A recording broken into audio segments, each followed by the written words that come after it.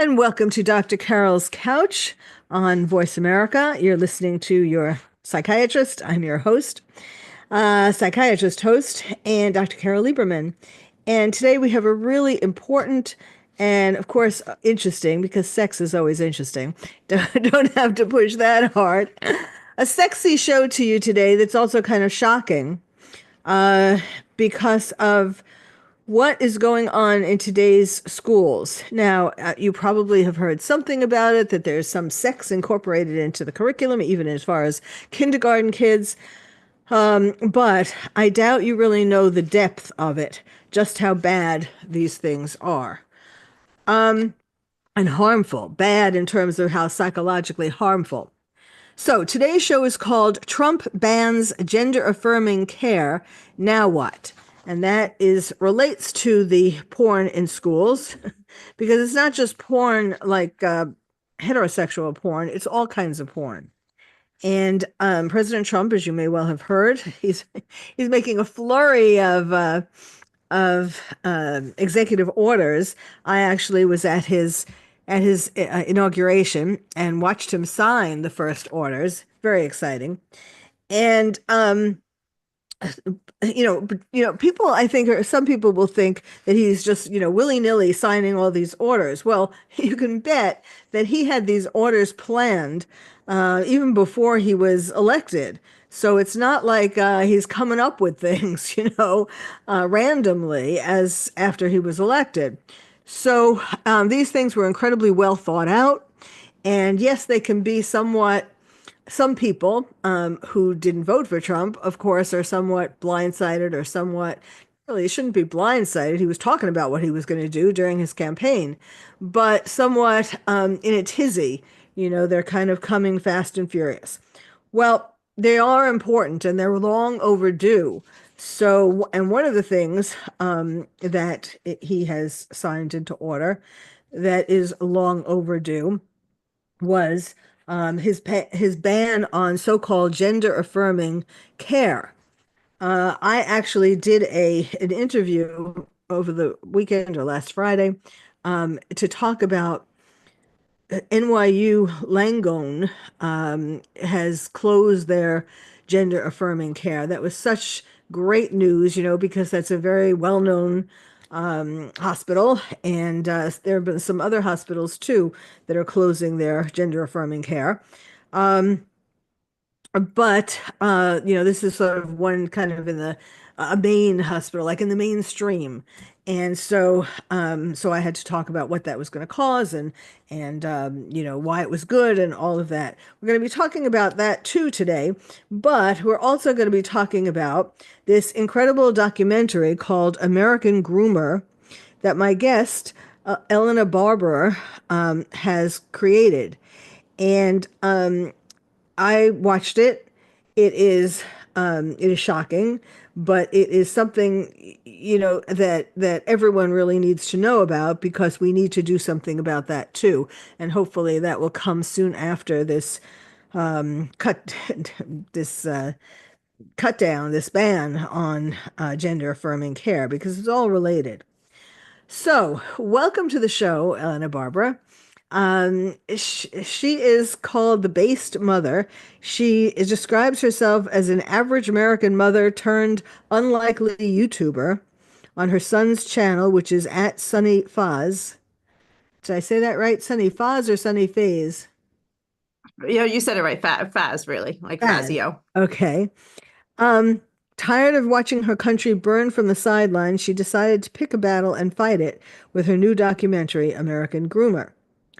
So, let's start with I always ask my guests, because I'm always interested as a psychiatrist, what makes someone do what they do and pick the topic that they feel so passionate about.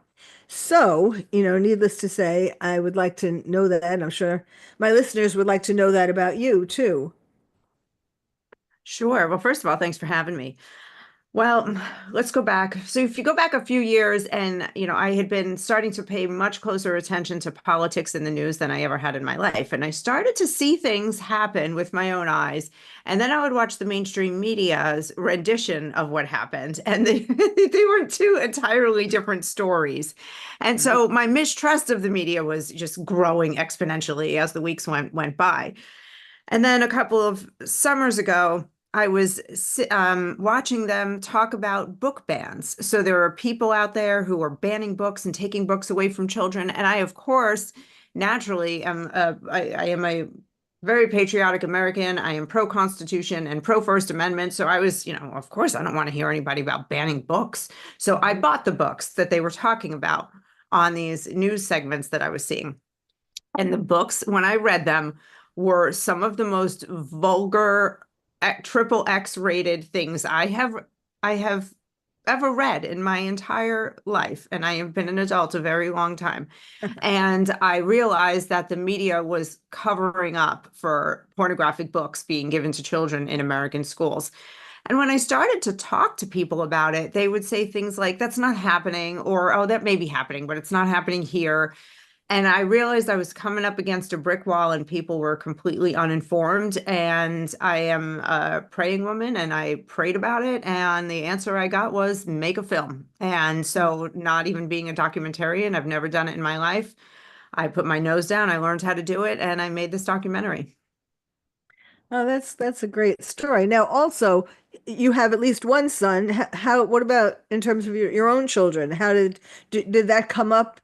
Were there these kinds of books in your own children's school?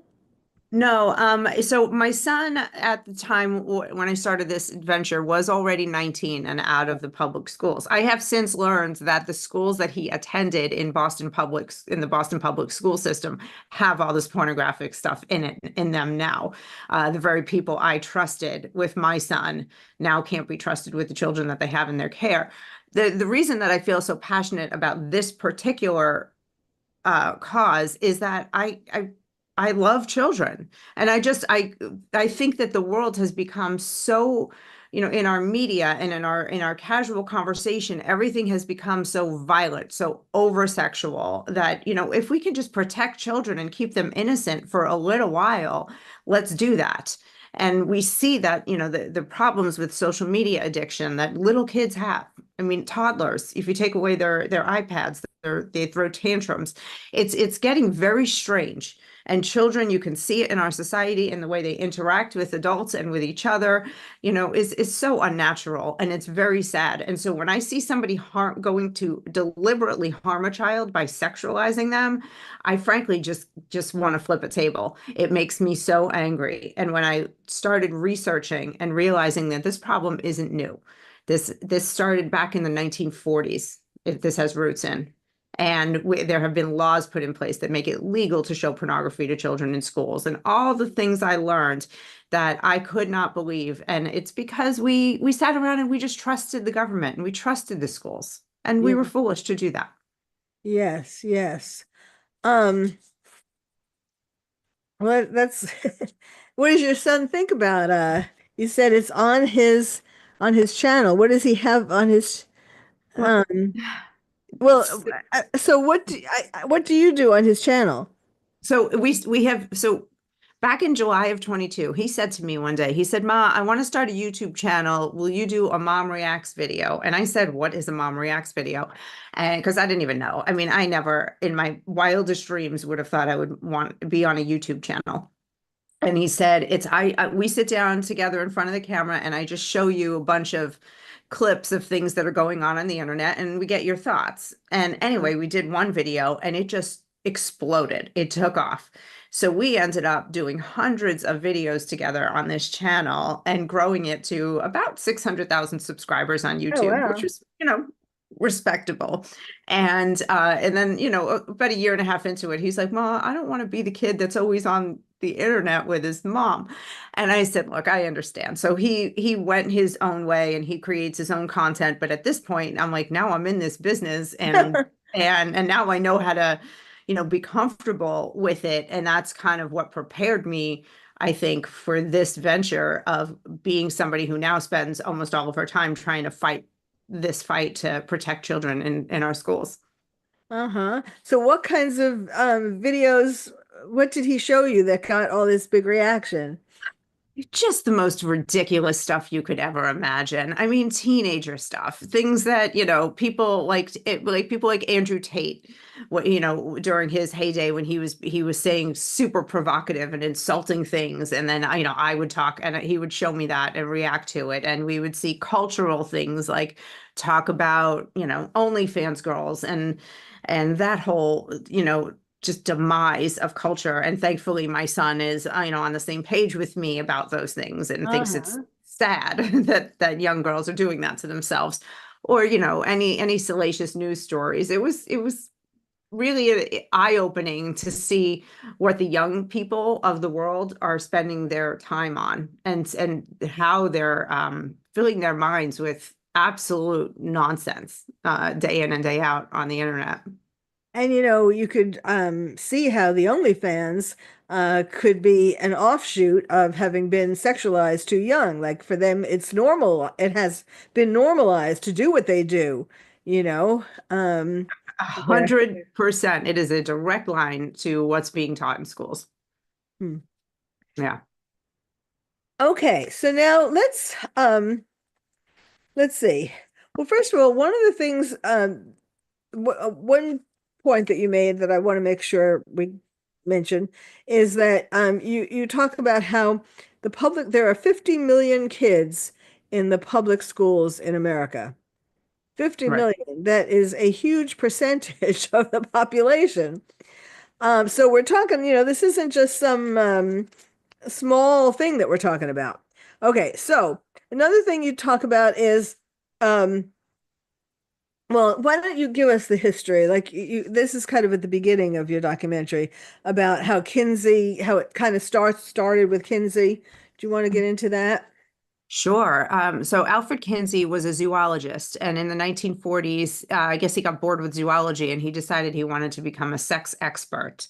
And he published a couple of giant, scientific tomes, if you will, in which he talked about the sexuality of children. And he published these tables where he documented how many orgasms children can have in a 24-hour period, starting from 6 months up until the upper teens.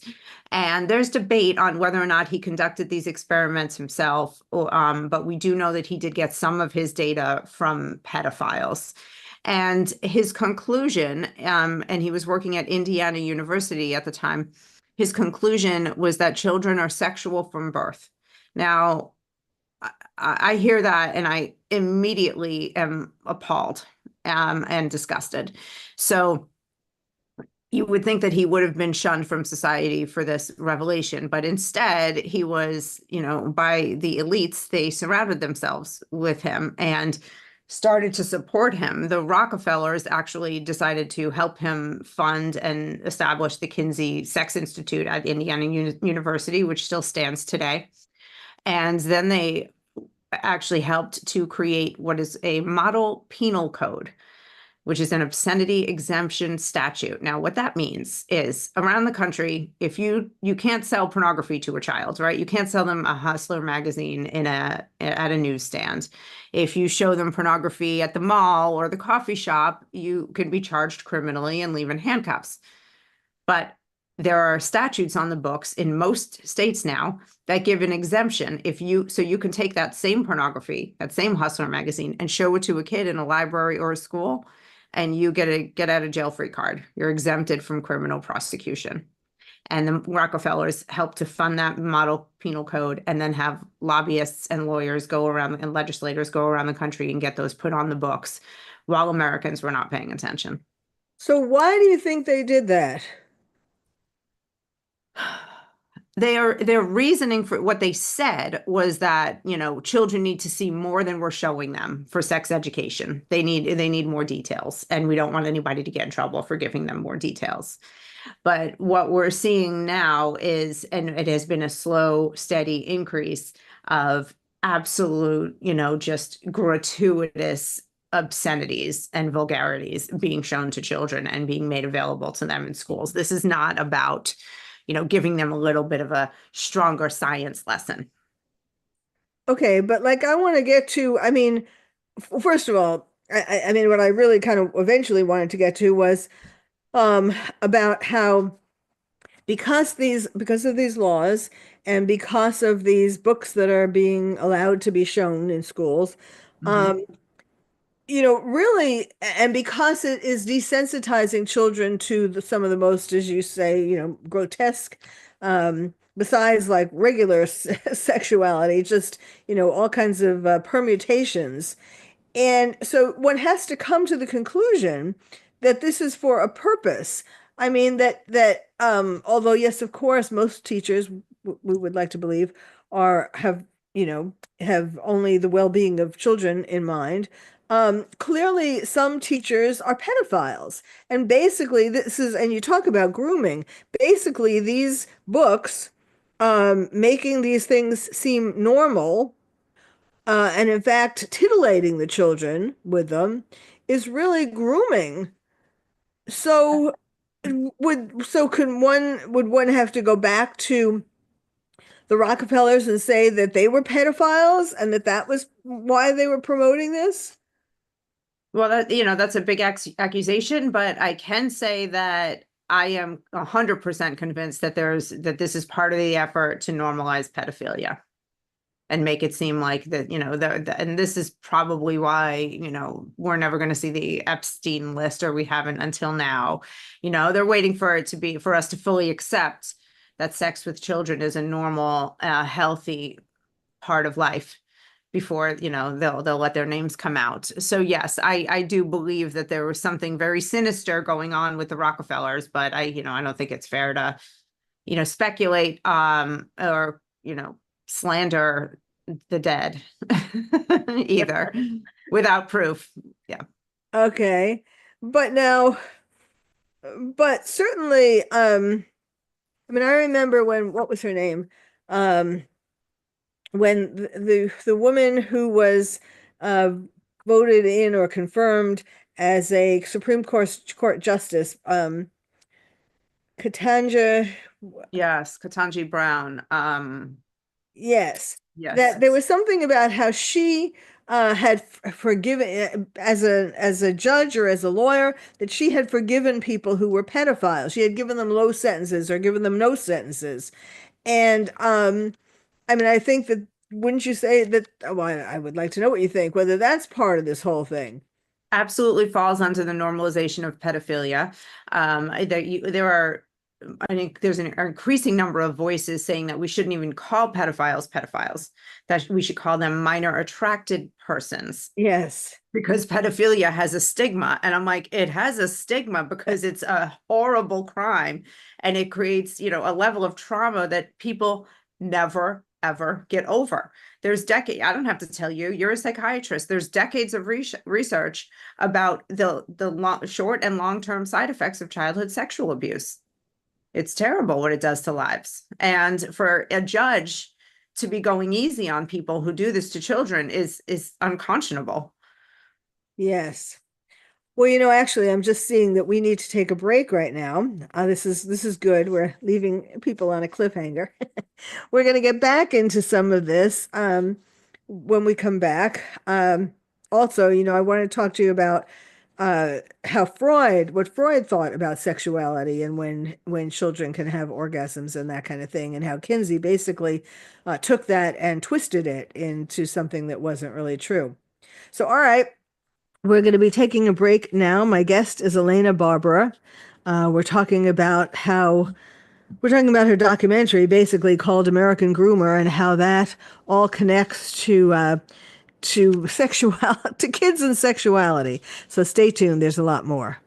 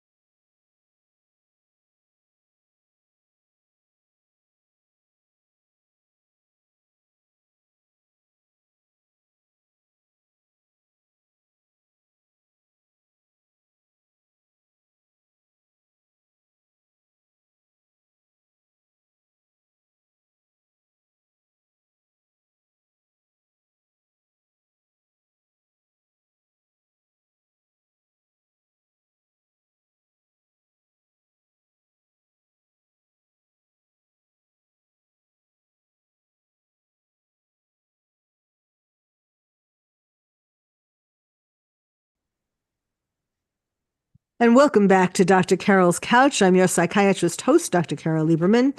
Today we're talking about a very sexy subject, sex, basically. We're talking about Trump bans gender-affirming care, now what? And that kind of leads into, it's all sort of connected, leads into the documentary and the passion of my guest, Elena Barbera. Her documentary is called American Groomer. And we're talking about what kids are learning in school. And before the break, I was starting to say something about Freud. I actually I became what made me become a psychiatrist is that I read Freud when I was a teenager, and I read his interpretation of dreams, and I just connected to it. And then I had already decided I wanted to be a doctor, and then I decided I wanted to be a psychiatrist type doctor. And then how things kind of come around.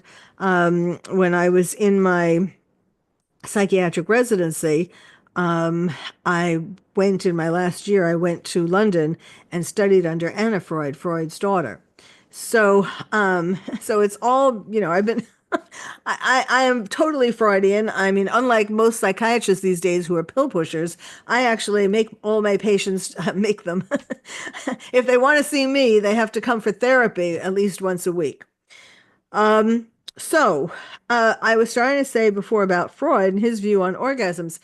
Basically, I mean, he said that children have are from the time, basically from the time they're born, are able to have orgasms. But he was talking about it in regard to where um, how the different parts of the body are are stimulated, um, or are the I don't even want to say stimulated, but who are that are the centers of these orgasms at different stages. Let me try to explain this better. Um, from being born until about age 1, it's the mouth that is the center of pleasure. He didn't necessarily, he would talk about it as pleasure.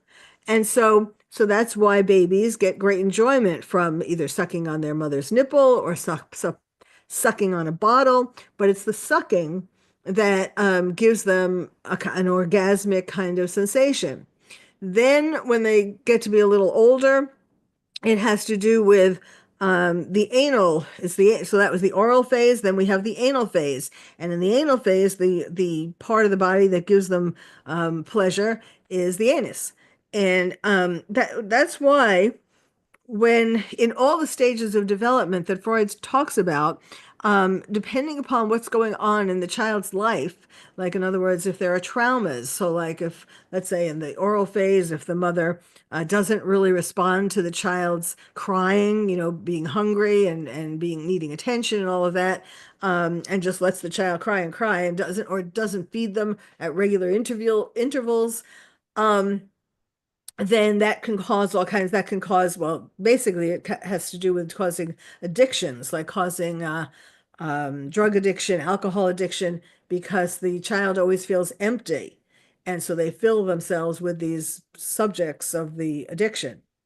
Anal phase, if there is trauma during um, bathroom training, and children are either punished harshly when they don't go to the bathroom on the toilet, maybe if they are taught too soon, or the parent tries to teach them too soon to control their bowels and so on, then that usually what that ends up in is people who become obsessive compulsive. Um, then we have around the age of 3 to 5 is the Oedipal phase, when little girls are want to take their daddies away from their mommies, and want to marry their daddies, and not in a sexual way per se, but they want to get all the attention from their daddies, and boys want to get all the attention from their mommies, and they compete with the parent of the same sex to get the attention of the parent of the opposite sex.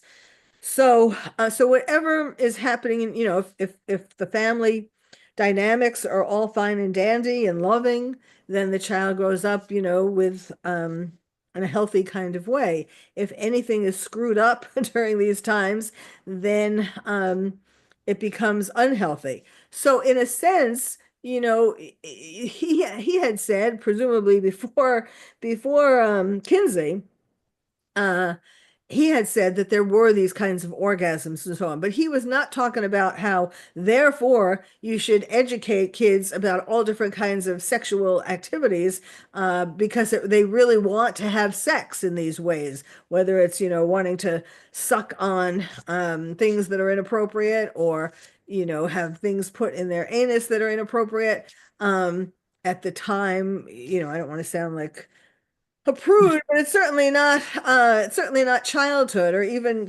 certainly not anything younger than 18, really. Which kind of goes hand in hand with the gender affirming care, where really children less than 18 are not equipped to make decisions about whether they are boys or girls or just going through a phase. Um, so I'll hand it back to you, Elena. Yeah, I just want to say, yeah, you're not a prude for suggesting that children, aren't ready for this kind of sexual activity. I hadn't heard all of that about,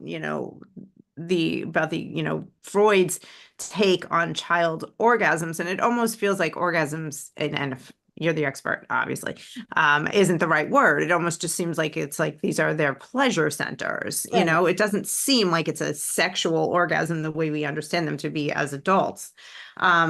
So for Kinsey to take any part of that and turn it into children need to be, talking about sex at early ages is insane. So there's one book called It's Perfectly Normal, and it talks all about sex. And one of the parts of that book is about masturbation. And this book is very cartoonish. It's all fun illustrations, and it says everybody masturbates: babies, little kids, teenagers, adults, and even the elderly. So now this book is says right on the front of it that it's for 10-year-olds and up. So now you're teaching a 10-year-old to think about their little brother and sister as a sexual object, and you're Mm. teaching them to think about grandma and grandpa as sexual objects. Yes, yes. I mean, so then now, as a 10-year-old who hasn't really been given boundaries, the way I see it, this is just one tiny example of the things that that kids are being exposed to. They don't understand you, and I'd love your psychiatric better analysis than mine, but their boundaries are blurred. They don't understand right from wrong. They're not capable of understanding it yet. If you keep telling them over and over that this is what's right, they're going to believe it. So they're more likely to touch their younger sibling in a sexual way. They're Yes. more likely to be a victim to a predator because now they've been told that it's normal for everybody to have sexual conversations with each other. So that's in their day-to-day life. They're also then, if it's normal to talk about filthy sexual things, then they're more likely to have these conversations with strangers online, and more likely then to be preyed upon that way for, physical sexual abuse or even sex trafficking. And it goes on and on, the initial ways of breaking these barriers down for children and normalizing them, even if their instincts are telling them this isn't right. If enough adults tell them that their instincts are wrong, they then start mistrusting their own instincts, and they don't have a gut anymore. Yes. And then they're open to all kinds of damage. And the thing is that yes, children do masturbate, but when they are masturbating, at least before this whole influx of these sexy, inappropriate books coming into the schools, when they masturbated, it was by, sort of by what's that? What's the expression? It's like they didn't say to themselves, I am doing something. They didn't connect it to something as sexual as these books make it seem. In other words, okay, like one day they touched themselves there and they felt the pleasurable sensations. So they might keep doing that. But that is a kind of natural way of discovering your sexuality and discovering orgasms and all of that, as opposed to seeing books that and it's not just, the books aren't just really about heterosexual sex. It's they are, a lot of them are trying to get them to are pushing homosexual agendas. Absolutely. So it is a mix of the types of books. So opponents of people like me who want to get these books taken out of children's hands, they'll say that I'm a transphobe or a homophobe because a lot of the books, like you said, are about that. A lot are hetero. Um, they're actively trying to tell children, they're not even trying, they're telling children, that you can sleep with and fool around with everybody. You don't, it is normal for girls to fool around with girls. It's normal for boys to fool around with boys. You can fool around with both of them. You can fool around with everybody at the same time. You can be pansexual, which means that you could be attracted to boys, to girls, to boys who think they're girls, to girls who think they're boys, to people who think that they're not, they're non-binary, or they're gender fluid and have no gender at all. Like, that means you just want to you want sexual contact with everybody. Like, what are we doing to our children instead of letting them? And they say, oh, they need to know this so they feel welcome. Well, I don't know, at 5 years old, yeah, did I have a crush on the boy next door? Yeah, but that wasn't a sexual relationship for Right, me. right. That was I like when he makes me laugh, and maybe I want to hold his hands. And even that was I'm probably exaggerating that. But to put it into little kids' heads that this means that you can have sexual contact with everybody is just one of the ways that they're confusing their minds. And, they're making kids who otherwise, wouldn't do these things, do these things. And what's going to happen is they're Exactly. going to grow up and look back and say, what have I done? Yes, and putting all of this sex into the classroom with boys and girls, or I mean, it's stimulating them. I mean, of course, all of this is going to be sexually stimulating. They're going to be sitting there having orgasms Mhm. instead of doing math.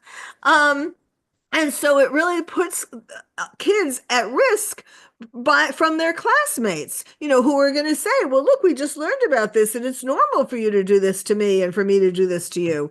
And especially for girls, there are more um, in some situations, there are more girls who want to become boys, so to speak. And in those cases, it's usually because they have been sexually abused. Um, but I mean, all of this isn't, how are you supposed to concentrate on math when all of this is floating around? But I would like to get back to the idea. I'm wondering if what you have done, if anything, towards the part of the puzzle that is that these teachers are already, some of them, and others want to become, I mean, are grooming them on purpose to have sexual relationships with them. Have you expanded, or are you doing that as part of your work? No, I mean, if I see something like that, I'm simply just, sharing it on social media or having that. I'm still in the space of just trying to hit America over the head with a frying pan of the truth about these books in the schools and the depth of of the problem. We're talking about hundreds of books, all 50 states. This isn't a red state versus a blue state issue the way people think it is. I'm talking about, I want people to know that the American Library Association, which runs most of the public libraries and libraries in schools, they're the ones that are pushing these books. And they're fighting against people like me actively. The teachers' unions are pushing this in. And these hard realities are things that people need to wake up to. And I'm also becoming a kind of a side advocate for homeschooling, because this isn't going to be fixed overnight. This is not something that Donald Trump can fix, because this is a local issue. I can give you a little bit about that. So, long story short, Supreme Court ruled years ago that obscenity is not protected free speech. So, people who are fighting against people like me who want the schools out, they're saying that we're violating a child's free speech, First Amendment rights by taking these books out. It's not. That's not the case. It's not true. Another Supreme Court case ruled that obscenity is kind of determined by a community, a local community. So I think of like how San Francisco is going to have a different tolerance for obscene materials than, say, Montgomery, Alabama, right? So it should be, there's not one blanket understanding of obscenity that fits the whole country. But where it gets interesting is then you take those things into consideration. And then in the 80s, there was another Supreme Court case called Island Trees District versus School District versus Pico.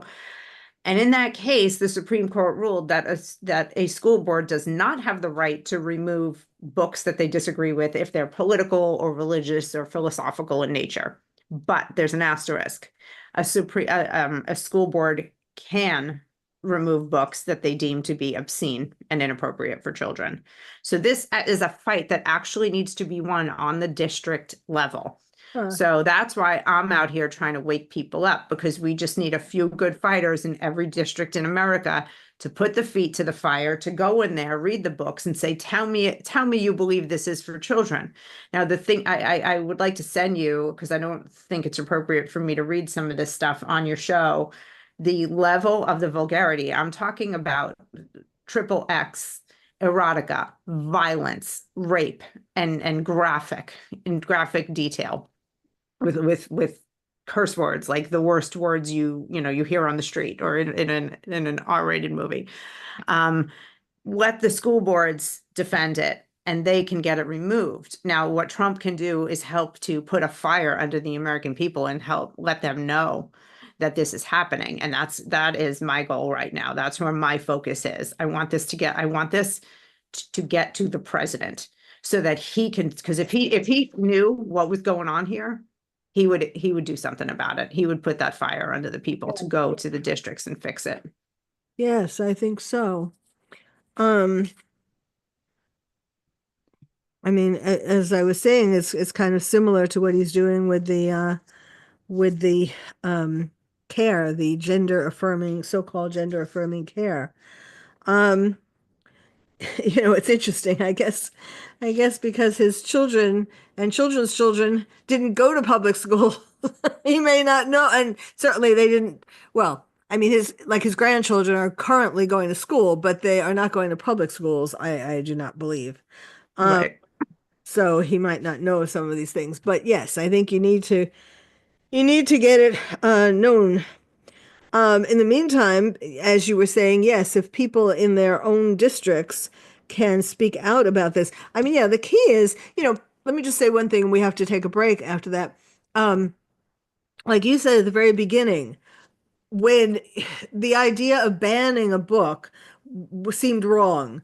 And yes, to me too, it's like, First Amendment, why would we ban books? But then when you look at the books that are being banned or that, are being considered for being banned, I mean, when it's these kinds of overly sexual porn, really, then yes, then they should be banned. People, I don't think people at the very beginning realize that that's what you're talking about, or ban books. Oh, we don't want to ban books, that kind of thing. I mean, books were banned over these last 4 years.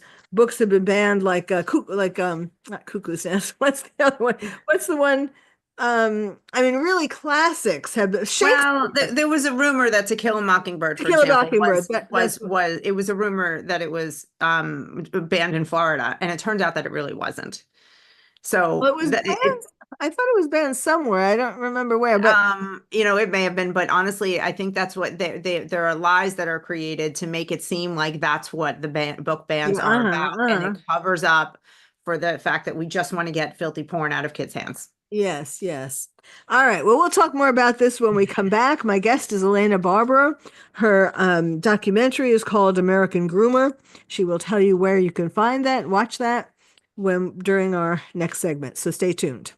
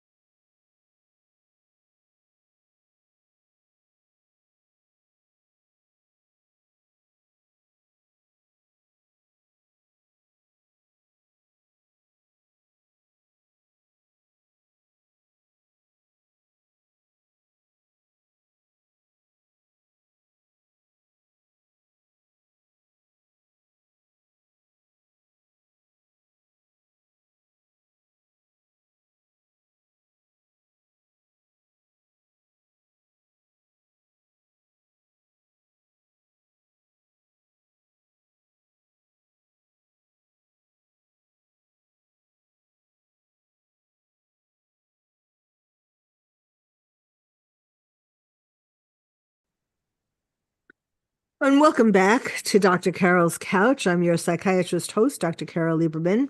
My guest today is Elena Barbera. Her film, and I want to be sure to tell you where to find it. The film is called American Groomer, and you can watch it for free at americangroomerfilm.com. Americangroomerfilm.com. So I urge you to do that. You'll be shocked. It's really very well done.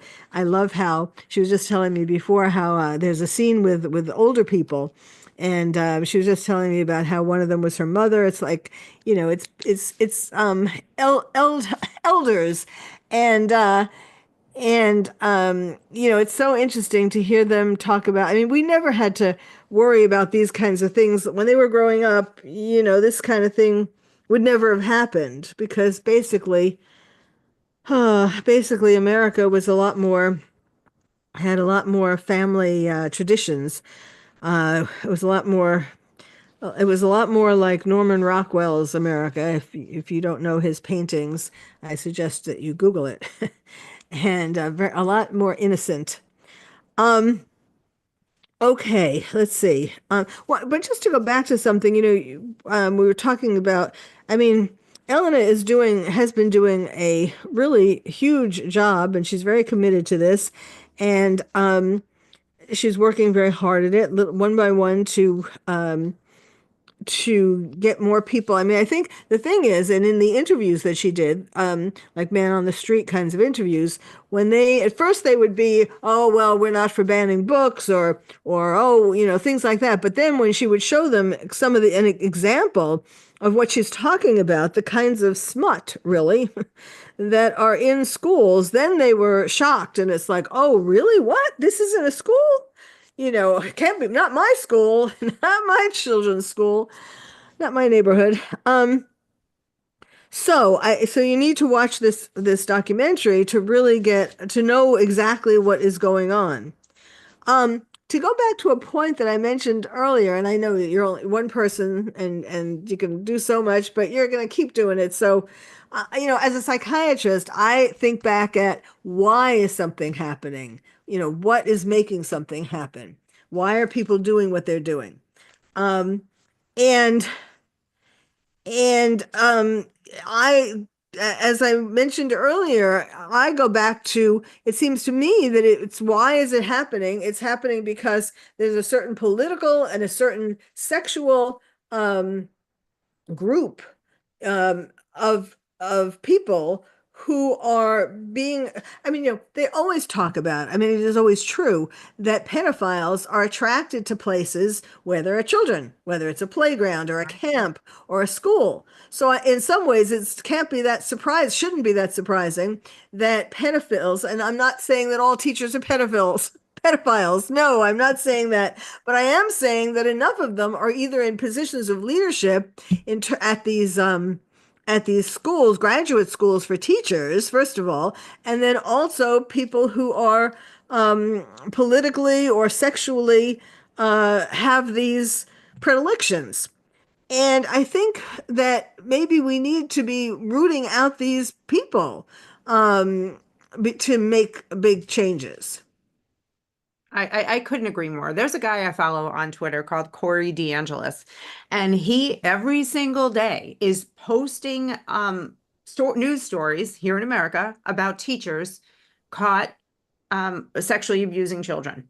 I mean, it is widespread, it is rampant. But when you have teachers who are young, who grew up in a sexualized environment, they now think that, again, like we talked about earlier, everybody's sexual, it's fair game. And you have children who are being sexualized from literally from pre-K, where they're talking about how do you feel about your genitals, and who are you attracted to. You have that happening. Everybody's just thinking about sex all day long. So has become widespread. And no, all teachers aren't pedophiles. Of course, we're not saying that. But part of the problem is that the teachers who agree with us and agree that children shouldn't be sexualized is that they were bullied by the unions into silence and afraid to lose their jobs if they said anything. So they stayed quiet. And had they all just stood up at the same time and said, we're not doing this to these children, stop it, maybe we wouldn't be where we are today. but this is widespread. And people always say to me, oh, the people who don't like me, which there are plenty of them, they'll always say to me, oh yeah, why don't you talk about what priests do? And I'm like, well, as a matter of fact, I knew you were going to say that. So I addressed that in my film. I put it right up front. Like this is what happened with the Catholic Church, and it was horrendous. And here's what happened with Epstein Island, and it was horrendous. But when you look at what happened there, it's peanuts compared to the fact that we're sexualizing 50 million American public school children. It's Yes. nothing compared to it. We're talking about a major catastrophe where we're going to, in 5, 10, 15 years, the mental health crisis that we see today is going to look like child's play Yes. compared to what we're going to see if we keep Yes. sexualizing these kids. Well, okay, yes, I agree with you. But on a positive note, since since Trump has ended this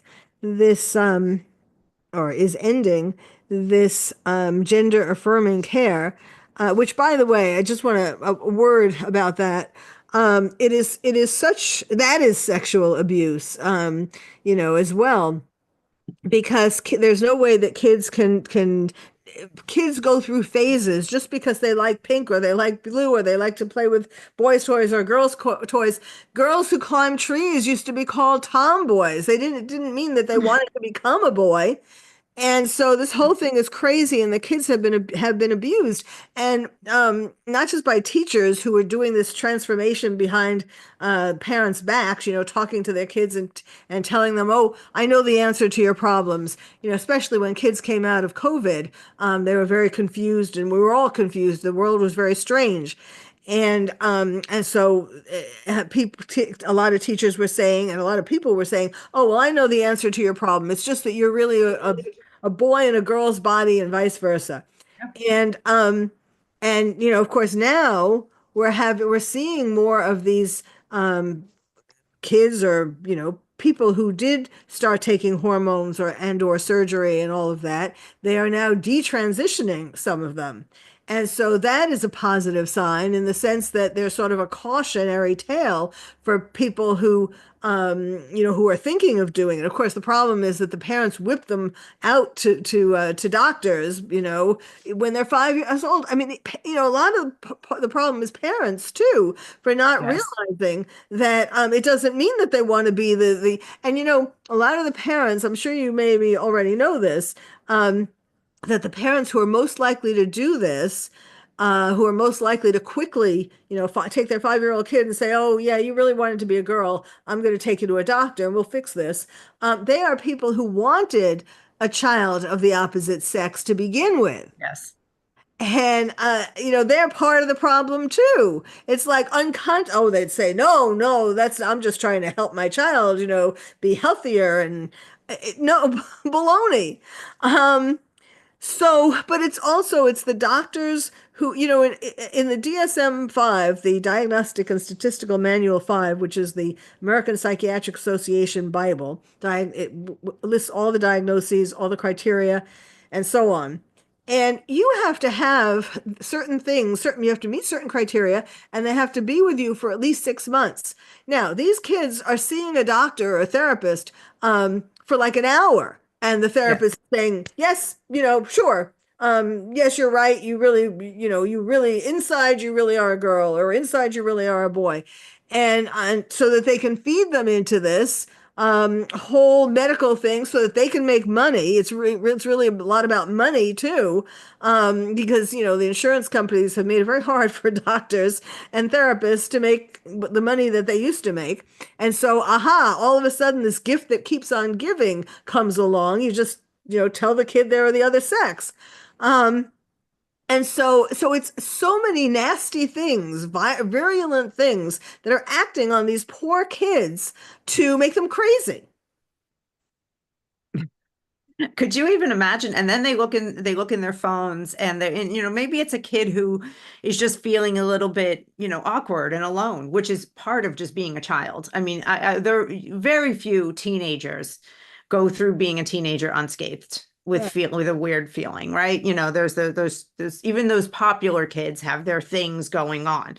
So, they're feeling a little like an outcast or just strange. And then you go online and there's a quote unquote community on there that tells you that they'll be your family now, Yes. that your family doesn't understand you. So the avalanche of confusion that's coming at them, and they're so easily influenced, and it's so not just mentally dangerous, it's physically dangerous. So these children you talk about who are detransitioning, some of them will never be able to have children. Right. Some of these girls at 14, 13 years old had their breasts cut off. If they do grow up and they can have children after all the hormones, they'll never be able to breastfeed that child and connect with that child in that way. Not that that's absolutely necessary, but it's nice to have a choice, isn't it? Right. They have both surgical and chemical damage.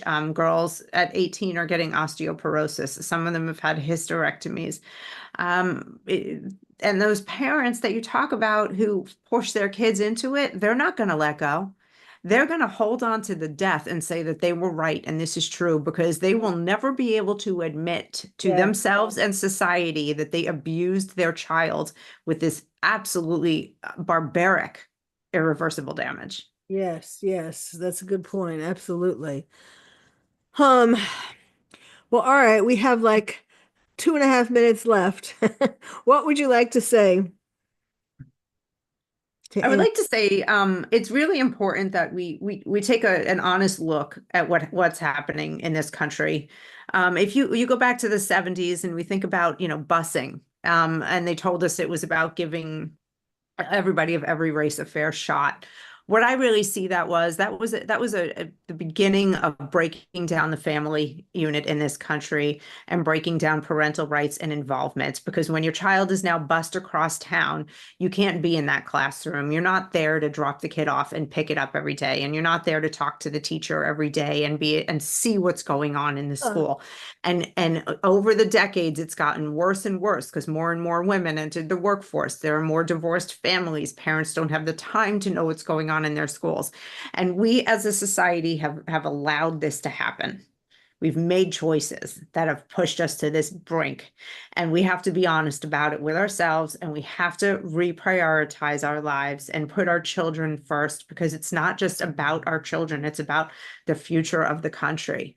And what kind of country do we want to be, and the path we're on, with regard to how we treat our children. We're finally regaining some sanity, but we're nowhere near winning this fight. Donald Trump has just laid some groundwork for us. that's a very good point. Yes. About the busing. That's true. Uh, hmm. Yeah, That's I know. I scary. know. When I thought of that, I was like, wow, look at this. This is all part of the plan. Yes, Yeah. yes.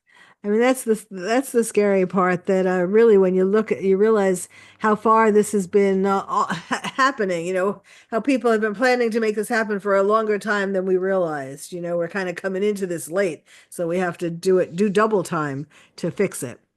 Right. Well, But if I could just say, like, I'd love for people to watch the film with their neighbors. It's free. It's 36 minutes. It's at americangroomerfilm.com. And if you leave as even a fraction of, as angry as I am about this, you're probably going to want to do something about it. And that's what I want. yes, I can't emphasize that enough. It's certainly it's free, folks. Just go look at it. AmericanGroomerFilm.com. Well, Elena Barbera, thank you so much for all that you do, and thank you so much for sharing it with my listeners. And Thank thank you. you all for listening. You've been listening to Dr. Carol's Couch, and I'm your excuse me. I'm your